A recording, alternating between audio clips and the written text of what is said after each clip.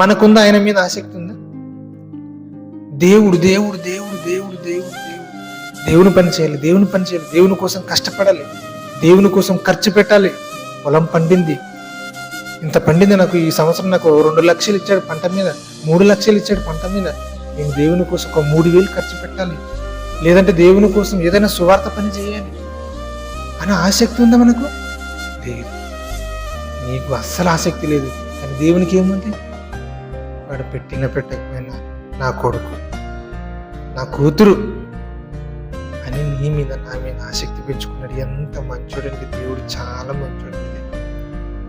జనుల మీద ఆయనకు ఆసక్తి, వేరే ప్రపంచం ఆయనకు లేదండి, మనమే.